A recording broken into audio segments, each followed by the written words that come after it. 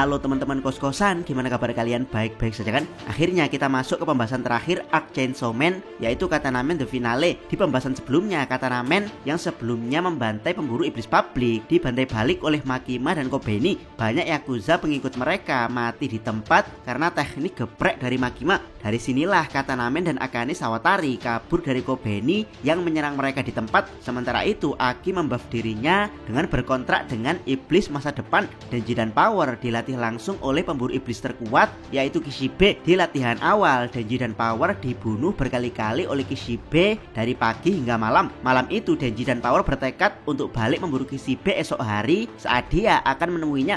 Mereka berencana akan melawan Kishibe dengan menggunakan otaknya. Berikut pembahasan Arc Katana Man part terakhir. Check out, check it bro.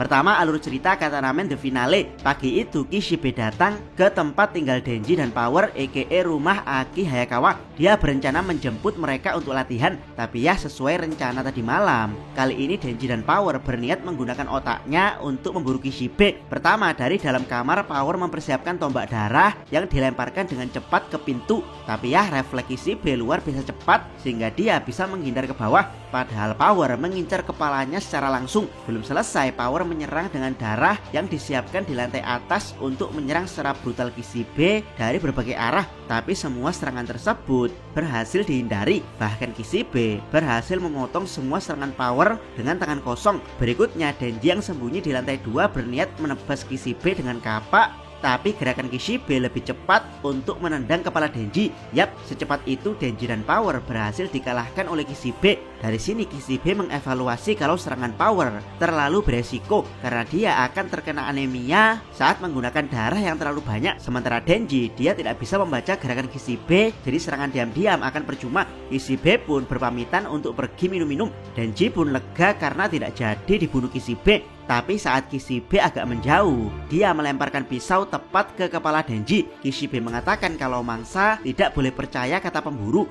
Yap, Kishibe sebenarnya tidak ingin pergi, dia hanya mengetes. Dan pagi itu dia melatih Denji dan Power hingga siang hari. Entah berapa kali Denji dan Power dibunuh Kishibe kali ini. Kishibe pun menjelaskan poin latihannya, yaitu Denji dan Power harus terus fokus meski situasi pertarungan menjadi kacau. Dan itulah rahasia dari Kishibe bisa tetap tenang meski diserang dari titik buta. Kishibe kemudian menjelaskan kalau latihan besok adalah praktek lapangan, yaitu Denji dan Power akan mengikuti misi bersama semua anggota divisi spesial yang dilebur jadi satu di divisi 4 untuk menangkap Katana Man dan gadis ular alias Akane Sawatari. Yap, setelah pembantaian Yakuza sebelumnya, divisi spesial 1, 2, 3, dan 4 kehilangan banyak anggota sehingga mereka semua dilebur jadi satu ke divisi 4. Peleburan ini adalah upaya terakhir jika misi dari divisi 4 yang sebagian besar berisi iblis ternyata gagal, maka divisi ini akan dibubarkan dan semua iblis yang ada di dalamnya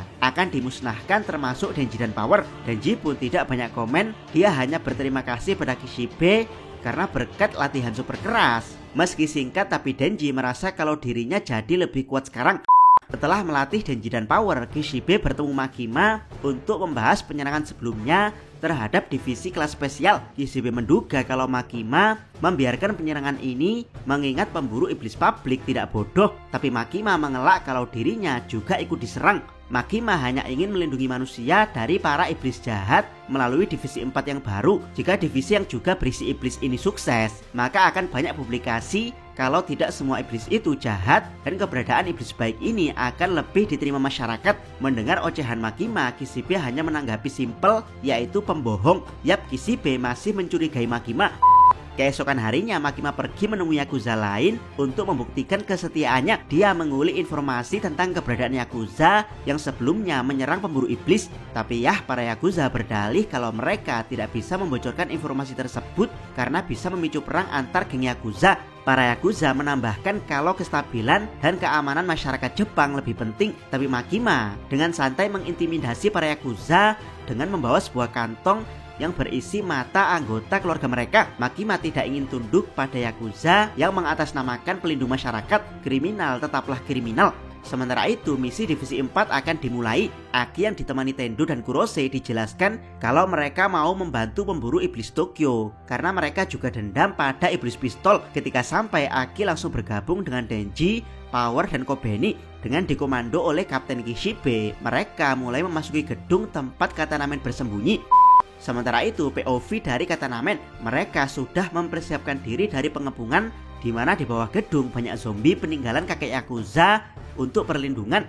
Akane dan Katanamen akan berpencar dan fokus untuk kabur, tentu saja setelah mendapat jantung Denji sesuai tujuan aliansi mereka dengan Iblis Pistol. Dari sinilah kita diperkenalkan beberapa member Iblis dari divisi 4 yang baru selain Denji, Power, Aki, dan Kobeni. Pertama ada Bim.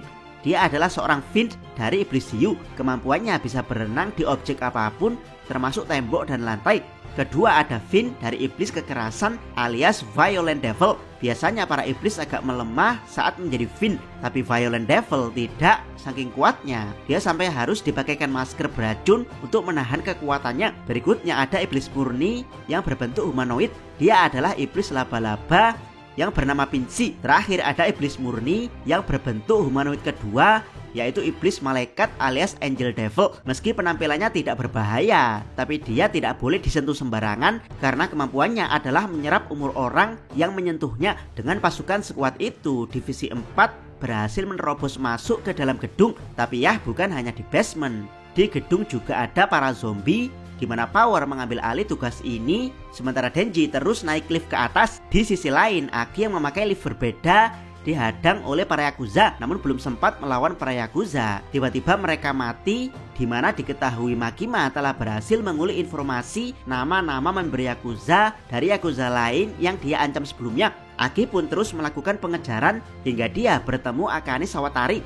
Dari sini Sawatari memerintahkan iblis ular untuk memuntahkan iblis hantu yang sebelumnya ditelan bulat-bulat. Jadilah Aki bertarung dengan iblis kontrak dari Himeno. Awalnya Aki berhasil unggul karena memakai buff penglihatan masa depan dari Future Devil, tapi karena tangan iblis hantu banyak sekali, Aki jadi kewalahan dan tertangkap. Saat akan dibunuh, iblis hantu tiba-tiba melepaskan Aki dan memberinya rokok Himeno. Yap, iblis hantu sebenarnya tidak punya mata, dia hanya menyerang berdasarkan insting saat lawannya merasa ketakutan, dan itu memang hiroh dari seorang hantu, yaitu menakut-nakuti. Jadi ketika lawannya tidak menunjukkan ketakutan, maka iblis hantu menjadi tidak bereaksi. Aki pun berhasil mengalahkan iblis hantu. Akane sempat mencoba menyerang menggunakan iblis ular, tapi Kobeni tiba-tiba ada di belakang mengancam dia. Sementara itu Denji yang berpisah dengan Power bertemu dengan Katanamen. Awalnya Katanamen ingin berdamai dan menyuruh Denji meminta maaf, tapi ya Denji langsung bilang ogah sehingga tidak ada kata berdamai antar keduanya. Pertarungan sengit pun terjadi. Keduanya bertarung hingga keluar gedung, saling menyerang satu sama lain di perkotaan hingga keduanya berakhir di kereta. Awalnya Denji kewalahan, apalagi setelah Katanamen menggunakan jurus andalannya yang mirip sisi Son Zoro. Kedua tangan Denji terpotong sehingga gergaji mesin yang tersisa hanya di kepalanya saja. Tapi ya, Denji teringat perkataan Kishibe untuk tidak percaya pada sang pemburu. Denji pun menipu Katanamen bahwa dia masih bisa bertarung hanya dengan gergaji di kepalanya, sehingga Katanamen fix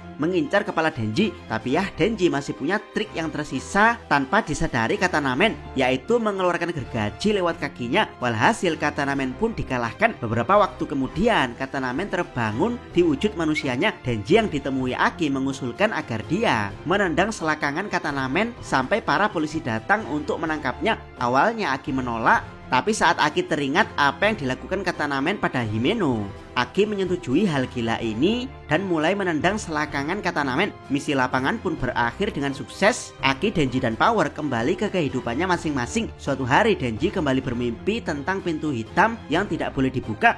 Arc Katanamen The Finale berakhir sampai di sini. Kedua komentar untuk Arc Katanamen The Finale. Secara garis besar Abdiko suka dengan bagian akhir dari Arc Katanamen ini. Mulai dari pengenalan anggota divisi 4 yang baru, pertarungan Aki dengan iblis hantu, serta pertarungan Denji versus Katanamen.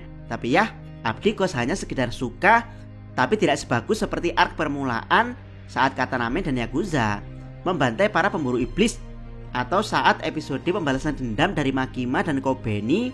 Bisa dibilang di hasil akhir ini terselesaikan dengan sempurna, tapi eksekusinya tidak yang wow banget, khususnya saat iblis hantu yang tiba-tiba menyerah dengan alasan yang menurut Abdikos cukup meh.